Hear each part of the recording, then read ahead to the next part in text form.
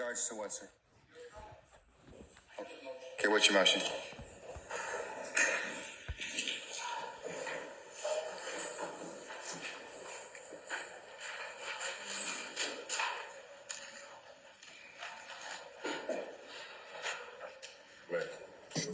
This is the second time that this honorable court in front of the jury has addressed me inappropriately and wrongly.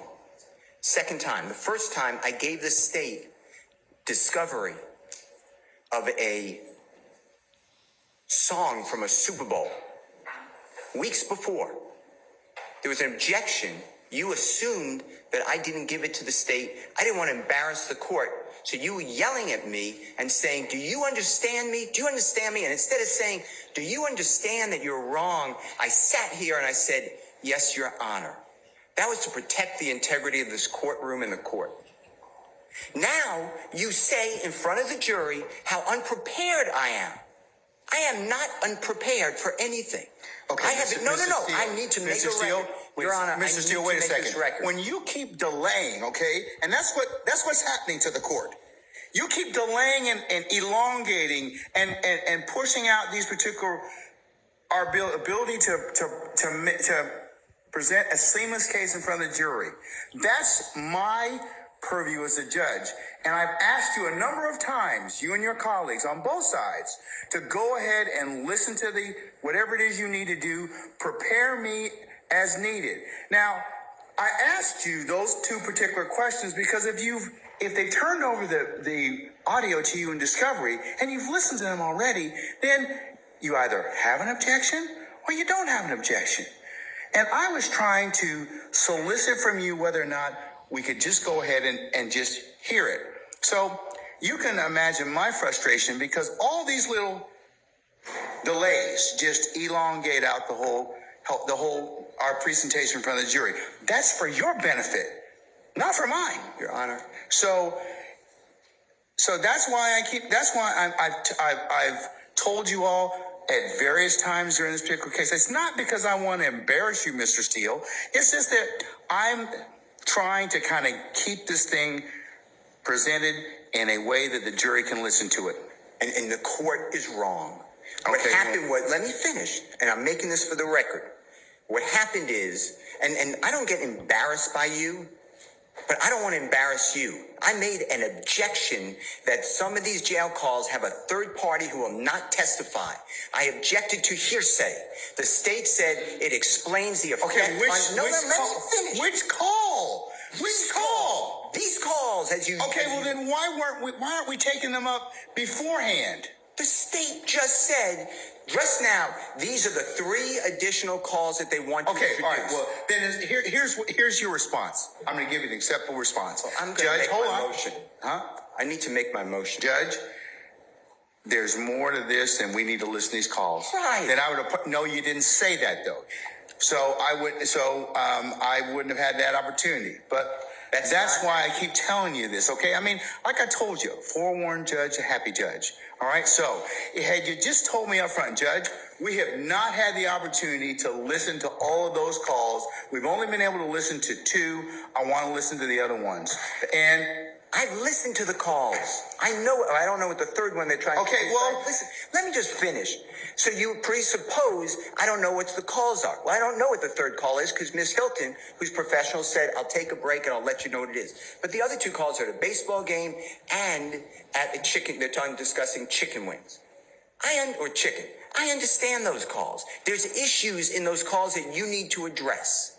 But I politely make an objection and say, Your Honor, based upon what you told me, which is what you told me, we'll take it up later. I wanted to raise it. You tell in front of the jury how unprepared I am. And let me tell you something. I am not unprepared. I don't appreciate the court telling me that. And you don't, and I asked you, tell the jurors that you were wrong when you admonished me last time. You said you wouldn't do that. This is the second time. And you know what it does to me? I don't care.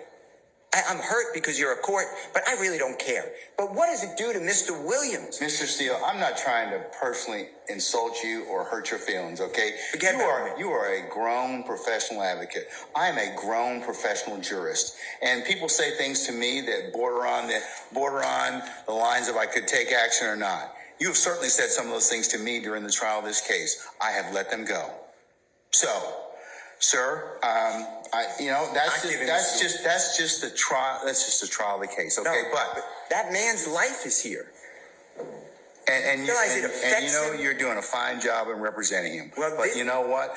That's just the way we are right now. But the crux of the issue is, Mr. Steele, and the representatives from the state and everybody else. What happens right now is I have to take a break in order to vet all of these issues, which I'm required to do, Mr. Steele. And that's what is kind of disappointing to me, because I have given you all this administrative time, all these breaks to go ahead and do this, and this is what delays the presentation of this case in front of the jury. You know, if I would have done what the state did and I'm not poking anything at Ms. Hilton, you would have said to me, why didn't you share those calls with him before? What, you were out all day today. We didn't start court till 1 o'clock. I would have shared them. I know you would have. But the state didn't. I'm not poking fun because I can deal with it.